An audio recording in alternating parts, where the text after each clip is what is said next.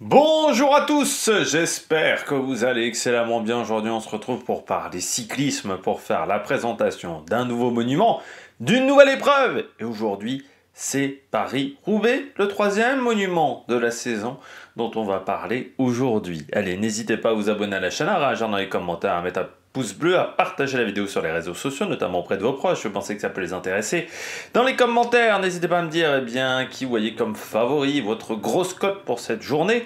Si vous avez les moyens et que vous voulez soutenir mon travail, vous pouvez faire un super thanks, ça se passe dans les commentaires. Vous pouvez également ajouter la petite cloche, comme ça vous êtes au courant des dernières vidéos qui sortent sur la chaîne.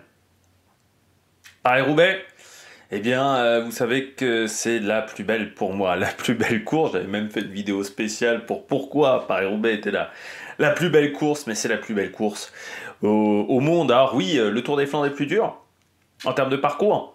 Peut-être qu'il est plus simple à gagner, parce que si tu es très fort, le Tour des Flandres, tu peux t'imposer, alors que Paris-Roubaix, c'est très ouvert. Oui, le public au Tour des Flandres est exceptionnel, mais Paris-Roubaix, c'est Roubaix. C'est-à-dire que Roubaix, pour moi, c'est la plus belle course au monde. C'est, voilà, s'il y a un jour, si je devais regarder qu'une course dans l'année, ça serait Roubaix, ça serait pas le Tour de Flandre, ça serait pas le Tour de France, ça serait pas Paris-Nice, ça serait Paris-Roubaix. Voilà. Ça serait Paris-Roubaix. Si je devais regarder qu'une course dans l'année, ça serait Roubaix. Parce que pour moi, c'est la plus belle. C'est la plus belle course de la saison. C'est la journée où je prends le plus de plaisir à être derrière ma télévision. Et c'est presque une journée sanctuarisée. C'est presque ma journée préférée de l'année, en fait. Le jour de Roubaix, c'est ma journée préférée de l'année. Voilà, parce que je sais que je vais voir un spectacle exceptionnel. Je sais que je vais voir une course de dingue. Parce que Roubaix, il y a du spectacle, déjà, hein, les pavés. Il y a quand même de l'ambiance, notamment au Carrefour de l'Arbre, la Trouée d'Arenberg. Parce qu'il y a de l'histoire. L'histoire dans le cyclisme, tout d'abord, parce que ça a été une course difficile, mais aussi l'histoire de cette région du Nord, notamment des mines, parce que notamment la Trouée d'Arenberg, en dessous vous aviez une mine. Il y a de l'histoire autour des secteurs, vous avez des anecdotes, pas mal de secteurs, bien entendu la chute de Bernard Hinault à cause d'un chien, dans l'histoire moderne, Christophe Laporte avec son problème de frein et son problème de roue arrière, parce que même là en reconnaissance on a Van Aert qui a failli se viander. Enfin voilà, il y a toujours des petites histoires, des petites anecdotes. Siski Viscus également qui rentre sur le vélodrome une heure après tout le monde alors qu'il n'y a plus personne. Il y a toujours des histoires à Paris-Roubaix. Il y a toujours des dizaines d'anecdotes. C'est-à-dire que le mec qui ne joue pas la gagne, qui finit centième de la course, il aura des choses à dire. Il aura des choses à raconter. Il y a peu de courses où le centième de la course, bon, il dit juste, bah, j'ai fait Roubaix, et en gros, j'ai fait mon travail d'équipier, et puis après, voilà, basta, quoi. Non, même le mec qui est centième, qui est juste un simple équipier, il aura des choses à dire. Il aura des choses à dire sur cette épreuve. Et puis, on a de la stratégie, parce que gagner Roubaix, c'est pas seulement en solo qu'on gagne Roubaix. Il faut un gros collectif, et parfois, c'est pas forcément le leader qui gagne. Stuart O'Grady, notamment. Anticiper fonctionne. C'est quand même la dernière course, l'une des dernières courses classiques où partir dans l'échappée fonctionne. Oui, le Tour des Flandres, vous partez dans l'échappée, vous pouvez faire top 15, allez, ou top 10. Mais vous ne pouvez pas gagner la course. Paris-Roubaix, vous pouvez gagner la course en partant dans l'échappée. Il y a toujours des rebondissements, c'est toujours stratégique. Bien entendu, c'est difficile, parce que les 55 bornes de pavé, ça se fait pas comme ça. Et puis, c'est débridé. Ces dernières années, ça ne débranche pas. Du kilomètre 0 au kilomètre 255, il se passe des choses. On a du spectacle. Et ça, c'est ce qu'on attend du cyclisme. Moi, je dis toujours, si vous voulez faire découvrir le cyclisme à quelqu'un, pour moi, il faut regarder Paris-Roubaix. C'est là où cette personne-là va découvrir tout ce qu'il y a de plus intéressant dans le cyclisme. C'est en regardant Paris-Roubaix. C'est pas en regardant le Tour de Flandre, c'est pas en regardant Paris-Roubaix, Milan, c'est en regardant Paris-Roubaix. C'est là où il va voir le plus de choses. Parce qu'il n'y a pas de temps mort, parce qu'il se passe toujours un truc à Roubaix. Le seul temps mort, et encore, c'est souvent un moment de flottement, c'est en haut d'Arenberg. Et puis, on a toujours des surprises au niveau du scénario. L'an dernier, par exemple, moi je m'attendais pas à ce que ça se décante aussi tôt de l'arrivée. Parce que Van Der Poel a explosé la course, mais à 100, plus de 100 bornes de l'arrivée. Je rappelle, à la Trude d'Arenberg, ils étaient 25 dans le groupe de tête. C'était exceptionnel. Et puis c'est toujours intéressant également au niveau matériel, parce qu'il y a toujours des choses qui sont tentées. Alors JCN a fait un article, mais qui était très mal conçu.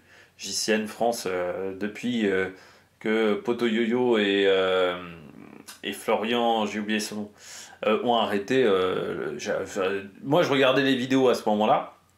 Je regardais régulièrement leurs vidéos. Là, maintenant, je regarde plus du tout JCN. C'est vraiment. Je crois que j'allais m'abonner quand ils sont partis. Et en gros, je me suis jamais abonné à la chaîne. Et là, j'ai regardé la dernière fois, hier soir, pour tout vous dire. Et putain, la vidéo a été assez mal fichue. Il y avait des fausses informations. On serait cru dans un épisode, dans un Vultec de Villebrequin, ou maintenant ce qu'il fait Sylvain Lévy sur la Formule 1, où c'est connerie sur connerie. Là, c'est un petit peu pareil, il y avait quand même beaucoup d'approximations d'erreurs. Alors, moi aussi, des fois, de temps en temps, je fais des approximations et des erreurs, mais déjà, moi, je suis tout seul, j'ai pas une équipe derrière. GCN, ils sont pas tout seuls, les mecs. Et ensuite, moi, je fais quand même quasiment une vidéo par jour, voire plus. En termes de quantité de vidéos, il y en a quand même beaucoup sur la chaîne, hein. On est à 250 depuis le début de l'année. Parce que je fais le compte cette année. Donc je suis à plus de 250 vidéos au moment où je vous parle. Donc c'est sûr qu'au bout de 250 vidéos, de temps en temps, il y a des petites erreurs. Puis des fois, il y a des erreurs. C'est dû, par exemple, hier, j'ai dit une petite bêtise sur le Tour du Pays Basque. La descente, je savais pas qu'il y avait un troisième versant. Voilà, moi j'ai écouté tout simplement ce qu'a dit Eurosport, hein. Je me suis fié au commentateur de Eurosport. Si Eurosport donne pas les bonnes infos, là, après de temps en temps, moi voilà, je pensais que Eurosport, ils avaient vérifié quand ils avaient donné cette information-là. Non, ils n'avaient pas vérifié. Et puis cette année, du côté de Paris-Roubaix, bah ouais, la participation de Pogacar, forcément, ça intrigue. Comme l'année où Wiggins avait participé, ou Sigaren Thomas, voilà. Ça intrigue toujours parce que euh, c'est quand même une course atypique, Roubaix. C'est très particulier. Alors même si Pogacar, il a été sur d'autres épreuves, ça va pas être facile pour lui. Une première participation à Roubaix. Jusqu'à maintenant, Pogacar, il a dû faire 15 bornes de pavé au maximum dans une course. Sur le Tour de France, de pavé de Roubaix, au maximum, il a dû faire 15 km. Et en gros, sur une course de cyclisme, le Tour des Flandres, c'est 25 bornes. Là, c'est plus du double en pavé. Et puis c'est du pavé dur, hein. On n'est pas sur du pavé facile du côté de Roubaix. Moi je pense que ça aurait été plus facile sur une course détrempée. Parce que avec son talent, ses aptitudes sur un vélo, il a un talent quand même un peu à la Sagan, à être à l'aise sur un vélo naturellement. C'est-à-dire que voilà, il a des aptitudes techniques sur un vélo qui sont largement au-dessus de la moyenne. Pogacar, avec la pluie, on rentre moins vite sur les secteurs, donc ça tape moins sur les secteurs au niveau physique, il y a moins de choc. C'est moins la guerre de placement aussi, parce que la course se décante bien plus tôt. Donc après 2-3 secteurs, en gros, on aurait eu déjà la moitié du peloton qui aurait bâché, ce qui ne va pas être le cas si c'est sec.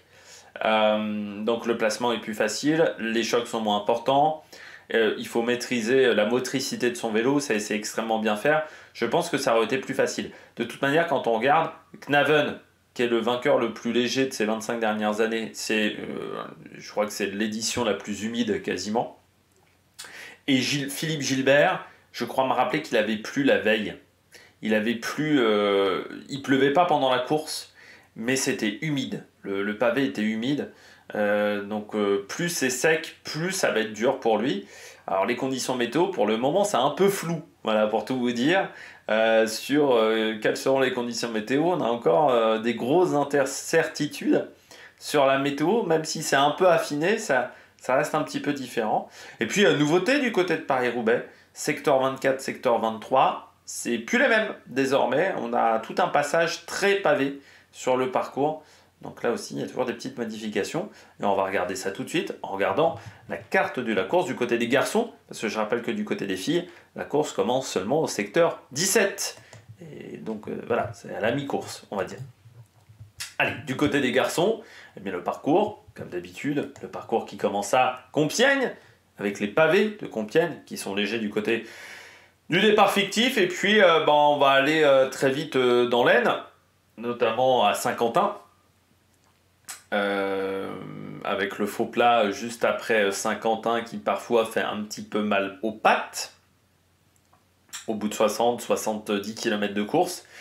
Et puis après, on arrive déjà à la préparation du premier secteur pavé et la rentrée dans le département du Nord où se situent tous les secteurs pavés de la course. Premier secteur pavé, le secteur numéro 30. Je rappelle que c'est toujours le même principe du côté de Roubaix.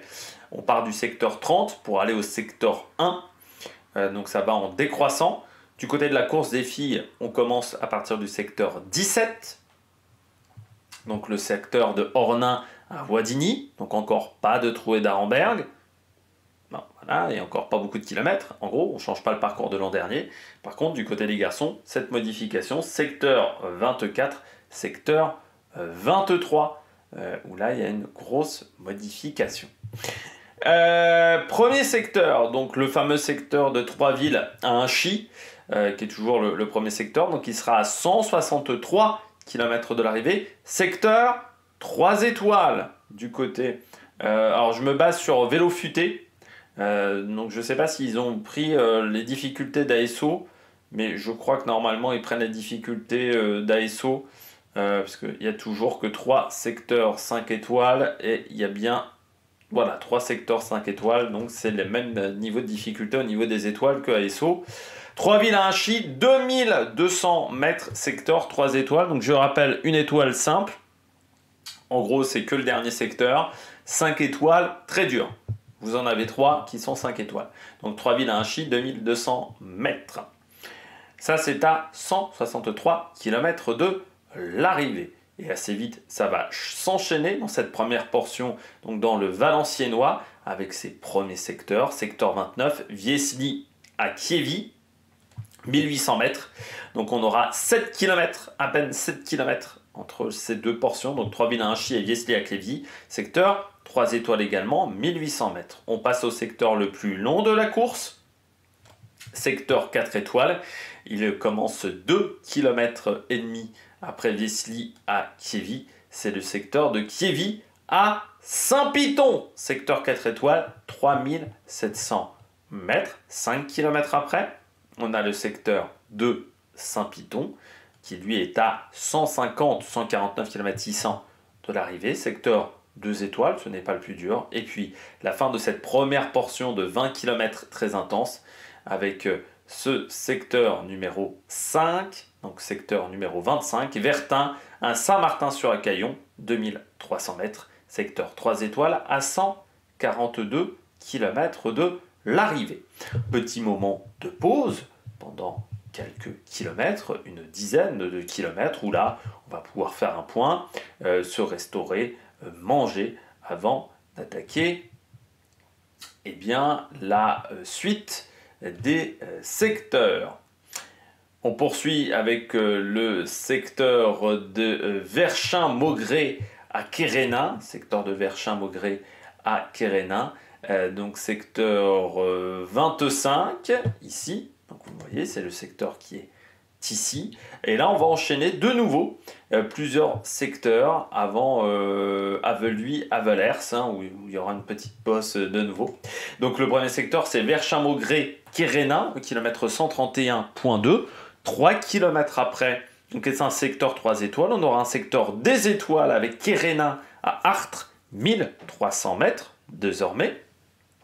3 km après, Artres à Famars. Donc ça fait partie, Quérénin, Artres et Artres à Famars, de cette nouveauté du parcours. Elle est là, cette nouveauté du parcours, ce qui permet d'avoir en fait beaucoup plus de kilomètres de pavés sur une distance extrêmement réduite. Donc en fait, au lieu d'avoir du goudron, normalement on enchaînait avec pas mal de goudron dans cette portion-là, on aura beaucoup plus de pavés dans cette portion de course. Donc dans cette portion-là, on va enchaîner les pavés. Et puis on enchaîne derrière avec donc Quérénin-Artres, Artres-Famars, Quérénin à Main, donc 2500 mètres à 120 km de l'arrivée. Et enfin, Main, Montchaux sur Écaillon, 1600 mètres, secteur 3 étoiles. De nouveau, un moment de pause d'une quinzaine de kilomètres avant d'attaquer l'un des gros morceaux de la course, Aveluy à Valers, 2500 mètres, secteur qui est juste avant la Trouée d'Arenberg, secteur 4 étoiles, très compliqué, très sablonneux, hein, souvent Aveluy à Valers. Et puis là de nouveau une pause de 10 km avant la Trouée d'Arenberg, mais en fait il n'y a quasiment pas de pause, là ça va rouler extrêmement fort.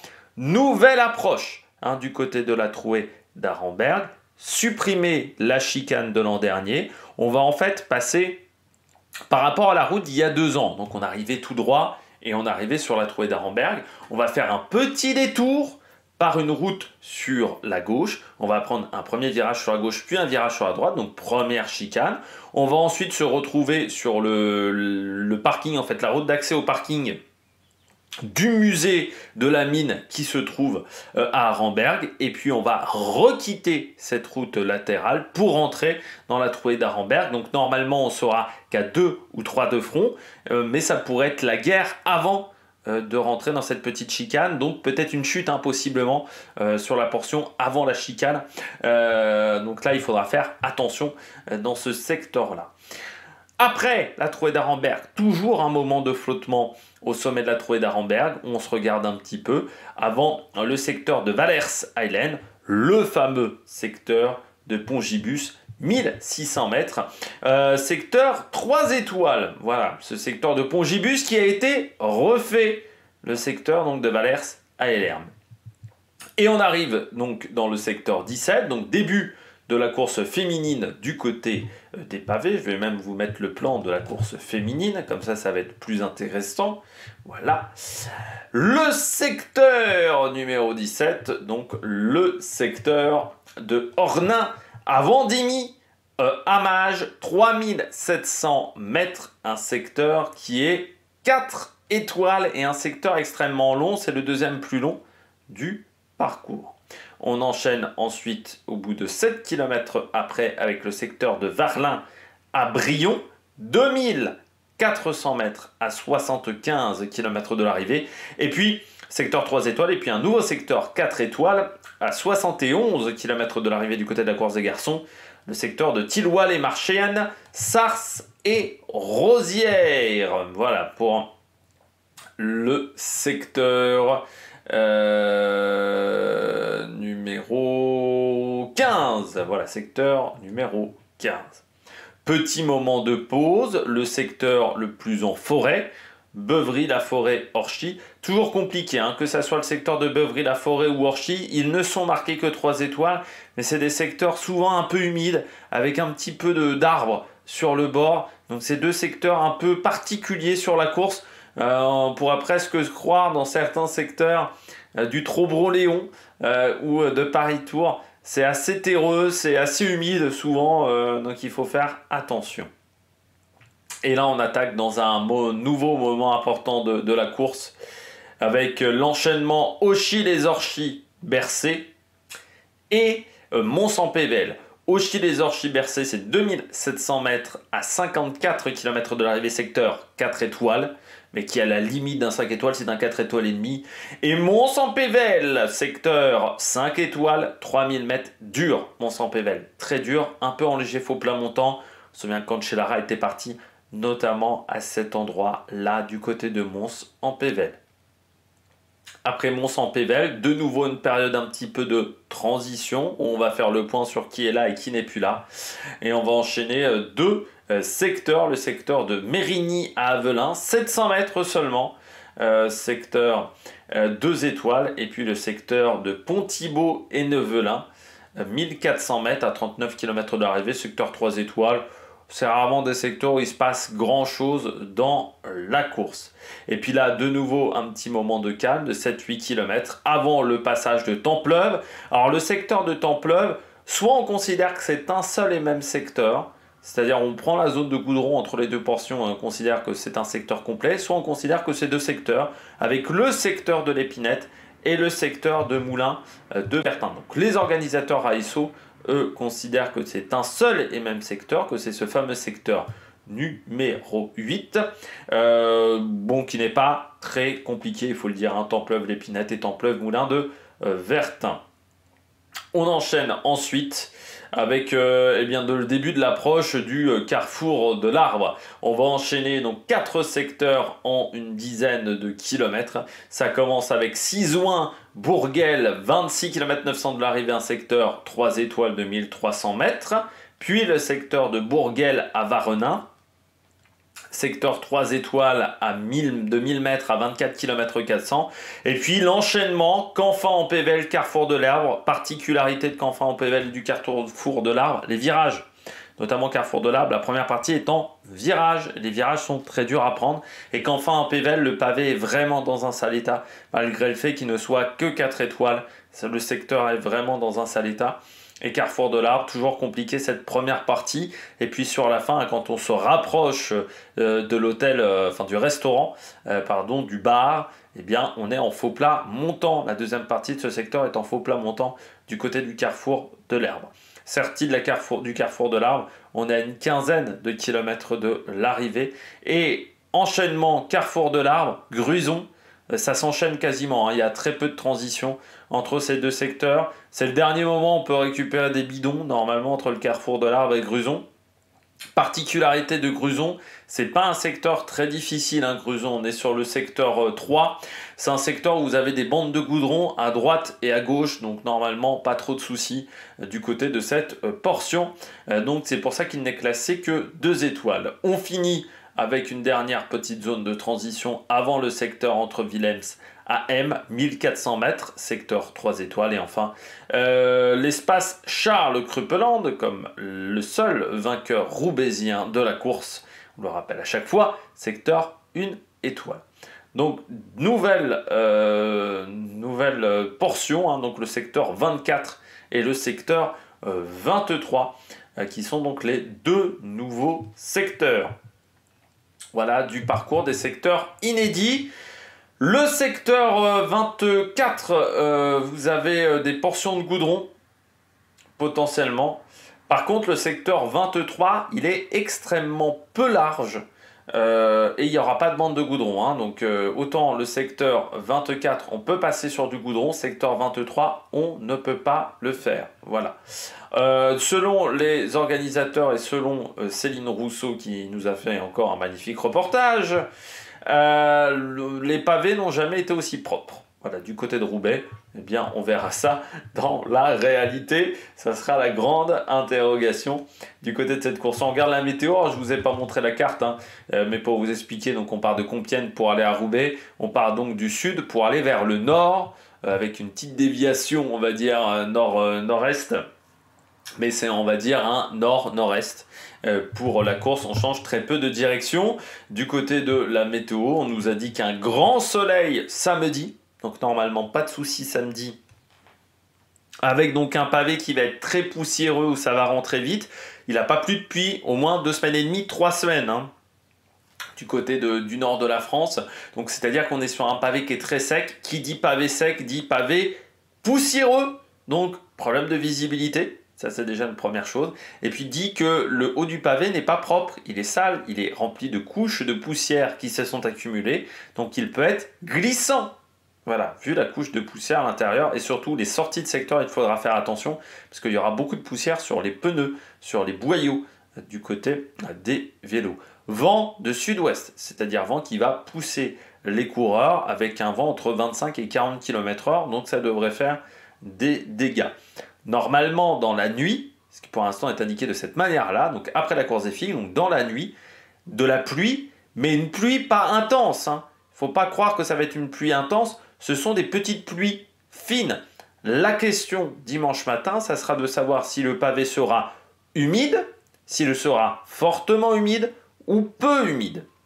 S'il est peu humide, ça va sécher avant que les coureurs arrivent. Donc on aura presque des conditions idéales avec pas de poussière et avec un pavé propre et sec. Donc ça c'est l'idéal. Potentiellement, on peut quand même avoir encore des poches d'humidité, notamment à Orchy, par exemple. Donc ça, il faudra faire attention de ce côté-là, mais pour avoir des conditions presque idéales pour un Roubaix, avec un vent d'ouest là encore, qui sera assez similaire à la veille en termes de vitesse. Alors au début, ça sera un vent d'ouest qui deviendra un vent de sud-ouest au fur et à mesure de la course. Température entre 15 et 20 degrés. Je dis toujours à Roubaix, ce qui est le plus dangereux, quand c'est sec, c'est dangereux. Quand c'est très sec et sec depuis quelques jours, c'est dangereux. Humide, c'est dangereux aussi parce que ça glisse sec.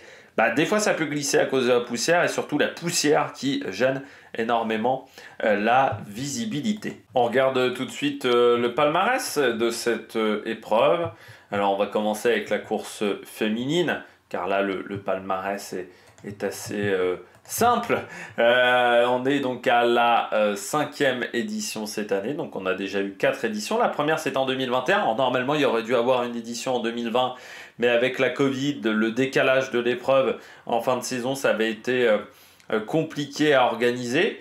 Et normalement, l'épreuve du samedi, ou l'épreuve féminine, au tout début, elle était prévue pour seulement être en 2021 le samedi, et ensuite on devait la passer le matin même de la course masculine. Normalement, on aurait dû faire course féminine, arrivée de la course féminine, et la course masculine qui rentrait dans les pavés juste après. Sauf que ASO a vu que la première édition, il y avait eu quand même pas mal de monde sur le bord de la route pour les filles, donc ils ont décidé de rester sur ce règlement-là, c'est-à-dire filles le samedi, garçons le dimanche, ce qui je trouve est une bonne chose, parce que potentiellement, si on veut un jour augmenter la course des filles, j'espère qu'un jour ça arrivera, et notamment faire la Trouée d'Arenberg, et notamment faire d'autres secteurs mythiques de la course, notamment Trois-Villes-à-Inchy, eh bien on peut le faire. Alors que du côté de la course du Tour des Flandres, par exemple, vu que la course féminine est après la course masculine, on ne peut pas durcir le parcours en empruntant les mêmes difficultés que les garçons, ce n'est pas possible. Surtout que c'est un circuit du côté du Tour des Flandres, donc je pense qu'il y a un moment, il faudra se poser la question, notamment sur certaines classiques belges, le fait de partir le samedi, parce que ça sera peut-être plus facile en termes d'organisation que de faire ça le dimanche après la course des garçons. 2021, première édition remportée par Elisabeth Deignan devant Marianne Vos et Elisa Longo-Borghini. Longo-Borghini, elle gagnait en 2022 devant Kopecky et Brandt. Alison Jackson, avec l'échappée matinale, s'imposait en 2023 face à Katia Raguzza et Marte Treyen. Lotte Kopecky, elle s'imposait en 2024 en costaud face à Balsamo et Pfeiffer Gorgui. Le meilleur résultat d'une Française, c'est une 4e place jusqu'à maintenant sur cette épreuve. Du côté des garçons, eh bien, le palmarès de Paris-Roubaix, dernier vainqueur français, ça remonte en 1997 avec Frédéric Guédon. Le dernier vainqueur, c'était Mathieu Van Der Poel. On a eu 2 années d'affilée le même doublé, même avec Van Der Poel devant Philipsen. En 2024, c'était Mats Pedersen qui était 3e. En 2023, c'était Wout van Aert qui était 3e. Wout van Aert qui ne s'est jamais imposé sur cette épreuve, car en 2022, il avait été battu par Dylan van Baarle. Et en 3e, Stefan Kung. On se souvient tous de l'édition 2021 avec Colbrelli qui s'était imposé face à Florian Vermeersch et Mathieu Van Der Poel, en sachant que l'édition 2020 n'avait pas pu avoir lieu à cause de la Covid. C'était l'édition 2021 qui avait lieu en fin d'année, c'est pas l'édition 2020. Petit trou de mémoire de ma part, la Covid m'a éteint le cerveau. En 2019, victoire du Groix Philippe face à Nils Politt et Yves Lampard, donc a gardé sa victoire 2 ans, une petite particularité. Et puis à Sagan, vainqueur, Van Avermaet en 2017, qui était très fort ce jour-là, pour vous souvenir. Van Avermaet crève avant la Trouée d'Arenberg. Il fait la Trouée d'Arenberg en dernière position du peloton. Et pourtant, il a gagné la course. Et là, ce jour-là, on peut le dire, c'était vraiment le plus fort, Van Avermaet. Mathieu Eman, bien entendu, qui battait Tom Boonen en prenant l'échappée matinale. C'était la première édition 2016 qui était diffusée en intégralité à l'époque. Et Mathieu Eman avait réussi à sortir du peloton après une grosse bagarre pendant quasiment les 2 heures de goudron en début de course où on a vu beaucoup d'attaques dans l'échappée. Chavanel n'avait jamais réussi à rentrer sur lui. Et puis l'échappée matinale n'avait pas duré très longtemps, mais Mathieu Eman avait pris un coup d'avance et Tom Boonen n'avait pas réussi à le battre devant Jan Stannard. De Genkolb, vainqueur en 2015, le grand jeune de Genkolb, amoureux de la course et qui ne sera pas là pour certainement ce qui aurait pu être sa dernière participation à Paris-Roubaix. On sait que c'est un amoureux de cette course. Et puis à Niki Terpstra en 2014 face à John de Genkolb et Fabian Cancellara. Bien entendu, Tom Boonen s'est imposé sur cette épreuve à 4 reprises.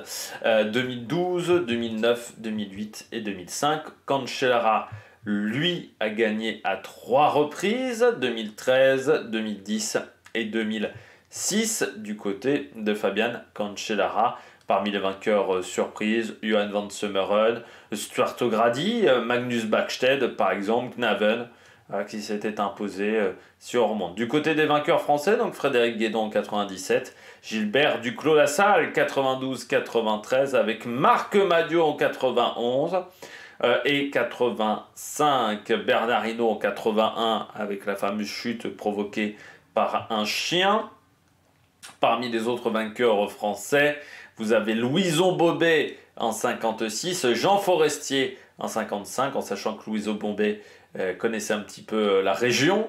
Et puis si on redescend du côté des premiers vainqueurs, première édition en 96, 1896, remporté par Joseph Fischer, parce qu'il aura fallu attendre 1897 avec Maurice Garin pour avoir la première victoire française dans cette course mythique de Paris-Roubaix. Du côté de la stratégie sur cette épreuve, c'est simple, la course on peut la détailler en 5 portions. Première portion, ces fameux 2 heures de course sur le goudron. Là, avantage en termes de matériel d'avoir gonflage, dégonflage, parce que ça veut dire qu'on peut partir avec énormément de pression dans les pneus. Et certains qui ont même eu l'idée à une époque de changer de vélo à ce moment-là, c'est-à-dire de partir avec un vélo aéro classique et de changer de vélo à une vingtaine de kilomètres des premiers secteurs pavés pour conserver un maximum d'énergie. Donc là, pour les favoris, c'est essayer de conserver le maximum d'énergie. Pour les outsiders, prendre l'échappée. Parce qu'on sait qu'à Roubaix, l'échappée, elle peut aller extrêmement loin, mais on le voit sur les dernières années, l'échappée met beaucoup de temps à se faire et on a plus souvent des bordures que des échappées véritablement qui se forment. Donc ça, c'est ces premiers kilomètres. À peu près 20 km, 15 km du premier secteur pavé, là, ça va commencer à être la guerre complète de placement. Là, on rentre dans la deuxième portion de course, les pavés du Valenciennois. Tous ces pavés avant la trouée d'Arenberg, et j'ai même envie de dire tous ces secteurs pavés avant Avelui à Valers. En gros, donc sur cette portion-là, qu'on a durci un petit peu en augmentant le kilométrage des pavés, là, en gros, ce sont des secteurs qui sont souvent longs, mais pas forcément extrêmement durs. Il faut faire un petit peu, c'est souvent sablonneux du côté de ces secteurs, mais on peut aller sur le bord de la route. Donc là, c'est pas très problématique. L'idée, c'est de ne pas perdre trop d'énergie dans le placement. Et ensuite, de se rappeler que même en étant en difficulté dans ces sections-là, ce n'est pas encore perdu. C'est-à-dire que même si vous êtes un peu distancé parce que vous avez été mal placé, normalement, c'est pas perdu. Sauf l'an dernier où notre ami Van Der Poel avait décidé de faire péter tout le monde à Avelui, à Valers, c'est même un petit peu avant. Et puis ensuite, donc on rentre dans cet enchaînement qui commence à Avelui à Valers et la trouée d'Arenberg. Là, cette portion-là, qui est toujours particulière, la trouée, ça fait peur. Ça fait extrêmement peur. Et là, ce qui va être important au sommet de la trouée, c'est d'être placé dans les 10-15 premiers. Il ne faut pas être au-delà. Voilà, à la sortie de la trouée d'Arenberg. Et là, il y a toujours un moment de flottement. C'est-à-dire, il y a toujours un moment où ça se regarde un petit peu. Souvent, il y a des mecs qui essayent d'attaquer dans cette portion-là. Ensuite, eh bien, la portion suivante, je dirais, c'est à partir d'Orchy. où là, même le secteur avant Orchi, où là, c'est ce petit secteur en forêt où on prépare Mont-Saint-Pével. Là, on a vu énormément de fois à Mont-Saint-Pével des mecs sortir et aller au bout. Et puis après, on rentre dans la dernière portion de course, Carrefour de l'Arbre. Donc avec l'enchaînement Carrefour de l'Arbre j'ai oublié le nom de ce secteur avant le Carrefour de l'Arbre, Canfin-Pével, voilà, cet enchaînement des deux secteurs. Là, c'est la dernière portion où vous pouvez sortir seul. Si vous n'êtes pas sorti seul au sommet du Carrefour de l'Arbre, bah ensuite ça devient extrêmement tactique, quasiment jusqu'au Vélodrome. Parce que les secteurs suivants, que ça soit Gruson, que ça soit le secteur bien entendu de l'espace Charles Crupeland qui n'a jamais permis de sortir la victoire, ou Willems AM, ce ne sont pas des secteurs suffisamment durs pour faire la différence. Donc ça devient très tactique, et c'est là où être en surnombre peut être un réel avantage, surtout après 240 km de course. Faire attention aux faux plats montants à l'entrée de Roubaix, à la sortie du secteur de Willems AM. Il y a un petit faux plat montant qui peut faire extrêmement mal aux coureurs, surtout après 250 km de course. Donc là, il faudra faire attention à ce moment-là du côté de Paris-Roubaix. Et puis bien entendu, le Vélodrome avec ce sprint toujours particulier. Au max, il faut être deuxième ou troisième, ça commence déjà à être compliqué. Pour remonter, je pense que la meilleure position sur ce sprint, c'est d'être en deuxième position du côté de l'arrivée à Roubaix, et faire attention de ne pas se faire remonter. Voilà, parce que vous pouvez vous faire bloquer sur ce sprint dans le Vélodrome. Du côté des filles, c'est un petit peu différent. Là, le premier secteur va être prépondérant. Surtout que c'est un secteur assez long. Ça va faire...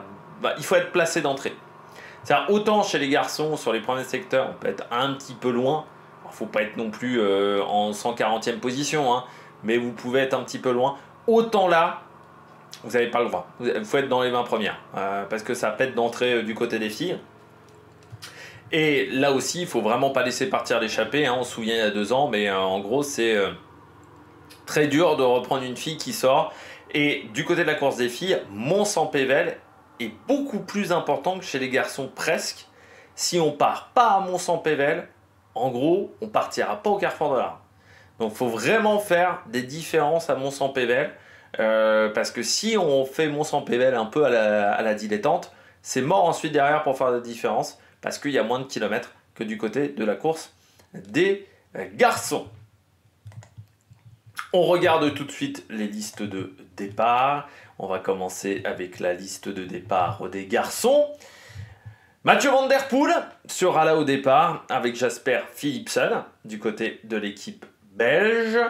On aura également Jonas Rickaert et Gianni Vermeersch du côté de la Lidl Trek. Mats Pedersen au départ avec Jonathan Milan, Stuyven Tuns également présent. Du côté de la UAE, bien entendu Tadej Pogačar avec Juan Sebastian Molano. On aura également Morgado ou encore Vermeersch et Tim Wellens. Du côté de la Visma Leasebike, Wout van Aert avec Matthew Brennan qui a remporté le Grand Prix de Denain. Niklas Behrens également du côté des jeunes, champion du monde espoir, et Per Strand Hagenes. En termes de stratégie, on n'a pas parlé chez UAE, mais c'est vrai que Pogačar, c'est un avantage d'avoir Vermeersch pour le surnombre, parce que être en surnombre dans le final, c'est bien, et d'avoir Vermeersch et Nils Politt, qui ont déjà fait podium sur cette épreuve, c'est un réel avantage. Et Molano, qui a gagné le Grand Prix de Denain, c'est également un réel avantage. Du côté d'Ineos, eh bien, je mets Joshua Tarling, on aura Filippo Ganna, et puis également, pas de Magnus Sheffield. Par contre, normalement au départ, la Groupama, Kung avec Johan Jacobs, pas de Valentin Madouas au départ, du côté de la Groupama, FDJ, mais Lewis Husky, du côté de la Red Bull, Borans Grohe, Lascano, Meus, Pitti, les frères Van Dijk et Danny Van Poppel. La Decathlon, avec Stéphane Bissegger, au départ de cette épreuve, Pierre Gauthera sera également là. Du côté de la Uno X, on vient avec Soren Varechkjold, Alexander Christophe ou encore Rasmus Stiller. Du côté d'XDS Astana, Mike Tennyson, Chase Ball ou encore Michele Gazzoli, Alessandro Remele qui avait pris l'échappée lors du Tour des Flandres. La Soudal Quickstep avec Tim Merlier, avec Lamparty ou encore Bert Van der Berge qui avait été bon sur une étape des 4 jours de Dunkerque. La Tudor qui vient avec Mikutis, avec Marco Haller ou encore Fabienne Linhart et Marius Mayhofer. Du côté de la Cofidis, Aniolkowski avec Oliver Knight, Alexis Renard, pas de Milan Fretin qui était prévu au départ mais qui va faire le Tour du Limbourg pour les points UCI. Du côté de la Bahrain Victorious, Mohoric, Bauhaus ou encore Fred White du côté de l'Intermarché, Binyam Girmay, Lorenz Rex ou encore Adrien Petit qui sera au départ le local de l'étape du côté d'Arkea BNB Hotel. Arnaud Demar, INT Birmens ou encore Luca Mozzato, là aussi un local de l'étape avec Arnaud Demar, comme nous rappelait tout le temps Thierry Adam, le Picard. EF Education Easy Post, Colby Simons, Casper Asgreen ou encore Max Walker. Du côté de la Total Energy, Samuel Leroux avec Anthony Turgis ou encore Alessi Brunel. Du côté d'Israël, on vient avec Riley Sheehan, Hofstetter ou encore Tom Van Asbrook. La team Jaiko Alula qui vient avec Elmar Renders. Du côté de Max Walscheid, vainqueur également d'un Grand Prix de Denain ou encore Patrick Gamper. La Lotto, Baptiste Vestrofier, Alex Segart ou encore Jasper de Buist du côté de la Movistar. La Movistar qui va avoir plus d'argent dans les années à venir. Hein. Le budget va évoluer parce que les actionnaires historiques de l'équipe ont vendu des parts à un groupe de management qui gère notamment l'Atlético Madrid. Je crois que c'est ça. On aura pas grand monde. Hein. Garcia Cortina, Northgard. Mais bon, le petit Diego Pescador, on se demande bien ce qu'il fout là. La Picnic Post-Enel avec Pavel Bittner au départ, Sean Flynn ou encore Timo Rosen, mais pas de Degen Kolb. Du côté de la Q36, on vient avec Frédéric Frison, Rory Tozen, Joseph Pidcock, le frère de Thomas, et Moschetti avec un Yannick Stemle, là aussi ancien vainqueur du Grand Prix de Denain. Et puis la Unibet, Lucas Kubis, et oui, le Lucas Kubis avec Axel Huens, ou encore Andreas Stockbro. Donc il faudra se méfier du côté de cette épreuve. Du côté des filles, on passe aux filles. Hop là, je me suis trompé d'onglet. La SD Works avec Lorena Vibus, Bianca Vass ou encore Lotte Kopecky. La Lidl Trek qui vient avec Balsamo, Northgard ou encore Helen Van Dyke. La Picnic Post-Enel avec Pfeiffer Gorgui, Charlotte Kohl ou encore Raquel Barbieri. La Visma avec Marianne Vos, Pauline Ferrand-Prévot ou encore Imogen Wolf. Du côté de la FDJ Suez, Victoria Guazzini avec Marie Lenette ou encore Amber Crack du côté de la Cofidis. Victoire Berthaud avec Eugénia Bugiac ou encore Amalie Didier-Eriksson du côté de la EG Insurance. Bergström, Bastianson, Gladys Verholst au départ. La Canyon SRAM avec Zoé Bachstad et Chloé Dygert du côté de la EF Education Otley. Alison Jackson, ancienne vainqueur. Nina Berton également. Ou Laetitia Borghesi du côté de la Phoenix. On vient avec Jolie de Wilde ou avec Schwenberger. Pas de Puk Peters qui était prévu à un moment mais qui a disparu de la liste de départ. La Movistar, Kate Ferguson au départ ou encore Flortier Mackay et Yelena Rich du côté de la Livadula. Jaiko, Amber Pate, Georgia Baker, mais pas de Paternoster. La Serratizi vient avec Angeveld ou avec Mylène Dezote. La Uno X avec Atto Salo, Confalonieri, pas de Zanetti du côté de la Uno X. La UAE vient avec Lara Gillespie, Bertie Zolo et puis Eleonore Backstedt, mais pas de Lisa Longo Borghini qui est tombée sur le Tour des Flandres. La Volker Wessel vient avec Lonneke Uneken, Valérie Demet, notamment du côté de cette équipe. L'Arkea vient avec Amandine Fouquenet, avec Emilia Falline ou encore Marjolaine Van Tigeloff. La Saint-Michel Préférence Home, Clémence Chéreau, Alison Awan ou encore Eline Roussel, avec également Lucie Faitius qui est très fort depuis le début de saison. La Human Powered Earth, Katia Ragusa, Lydie Williams ou encore Romy Casper, toujours là. La Team Cop avec Auxet, avec April Teissé, ou encore Eline Van Rooyen. Du côté de la Winspace, Aurélia Nerlot. On aura Camille Fahy du côté de cette équipe, ou Marie-Morgane Le Dumpf. De la Lotto Ladies, Léa Lynn Teutenberg, avec Meike Dox notamment, et puis la DD Group avec Britt de Grave, ou encore Julie Stogman du côté de cette formation de deuxième division. Troisième division même, du côté de cette formation. Elle est en troisième division, elle n'est pas en Pro Series, elle est en Continental. On regarde mes favoris du côté de cette épreuve. Eh bien, j'ai mis Filippo Ganna. Alors, j'ai mis quelques grosses cotes, hein, vous allez voir. Du côté de mes favoris, que ça soit... surtout chez les hommes. Filippo Ganna. Filippo Ganna, pourquoi? Ce qu'il m'a montré sur le Tour des Flandres. Il est en très grande forme. Sur le Tour des Flandres, il était très costaud. Le fait d'avoir des kilos en plus, lui, ça va être une aide. Parce que les pavés à 45 km/h, ça va taper sévère. Et autant dire que le fait de faire 15 kg de plus qu'un Pogacar, là, ça va aider. Parce que le rebond, il en aura beaucoup moins. Les grands gabarits à Roubaix, on a quand même eu Bäckstedt, on a quand même eu Van Summeren, notamment Nils Politt également qui a fait podium, comme Vermeersch. Donc on sait que ça fonctionne extrêmement bien. Donc je pense que ça va être un avantage. Deuxième coureur top, Jasper Philipsen. Parce que je vous en ai parlé avec la UAE. Le surnombre. Le surnombre est un réel avantage.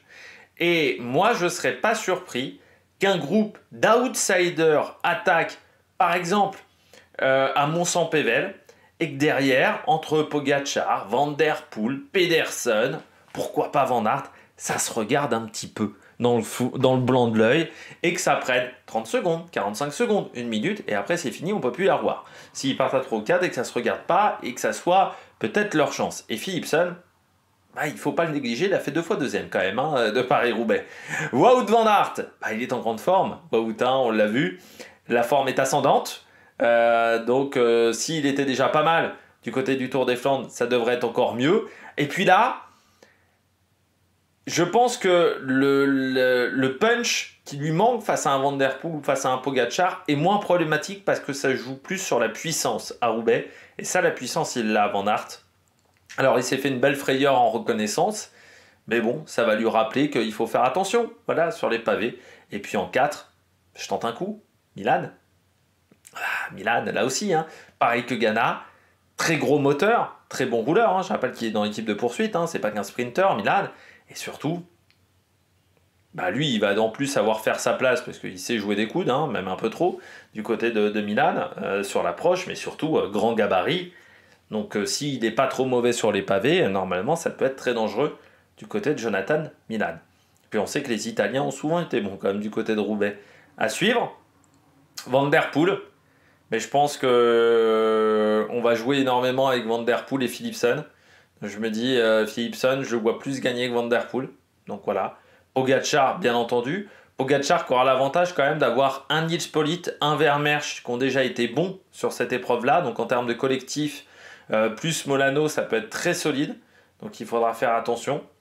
Lorenz Rex, qui avait déjà été bon sur un Paris-Roubaix. Il est, depuis le début de saison, il est souvent dans le top 20. C'est souvent le premier coureur Intermarché même. Devant Binyam Girmay, donc je le mets. Alex Segart, parce que quand même sur le Grand Prix de Denain, très solide Alex Segart. C'est un grand gabarit, donc ça va fonctionner là aussi. C'est un gabarit très musculeux. Et je pense qu'il faut faire attention. Et puis dernier coureur, alors même si très clairement là c'est l'énorme pari. Alors déjà Segart c'est un gros pari. Je dirais les 3 derniers sont déjà des gros paris. Mais alors celui-là, Kubis, le coureur du Nivette.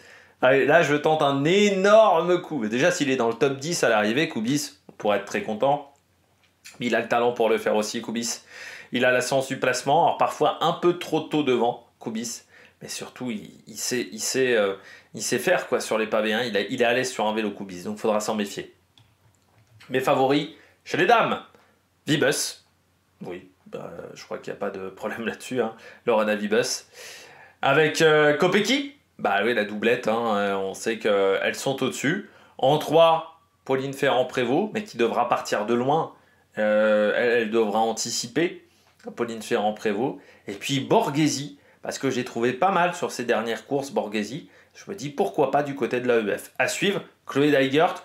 Autant elle a explosé sur le Tour des Flandres, mais parce qu'il y avait les bosses. Autant là, c'est tout plat. Elle est puissante, hein, Chloé Dygert.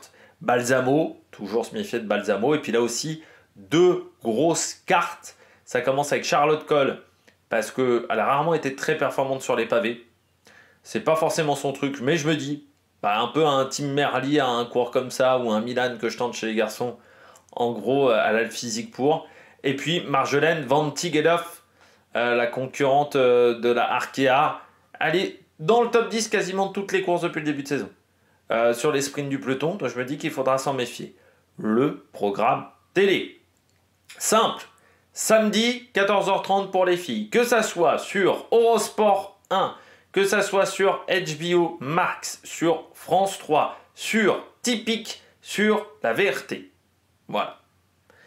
Et dimanche, HBO Max, Eurosport 1, France 3 en majorité, parce qu'il y a un moment, il y aura un décrochage sur France 4. Ça sera donc dimanche aux heures, même un petit peu avant 11h. Du côté de la 1 sur la RTBF, ça sera à partir de 13h35, mais il y aura peut-être une diffusion sur Ovio auparavant. Et puis du côté de la VRT, ça sera à partir de 13h30 à la télévision, pour la télévision flamande, mais sur les applis à partir de 11h. Nous, on se retrouve samedi soir pour faire le débrief de la course des dames, et puis dimanche, bien entendu, le débrief de la course des garçons, du côté de ce Paris-Roubaix. Allez, n'hésitez pas à vous abonner à la chaîne, à réagir dans un commentaire, à mettre un pouce bleu. Puis nous, on se retrouve pour de nouvelles aventures sur la Mike Production. Ciao, ciao!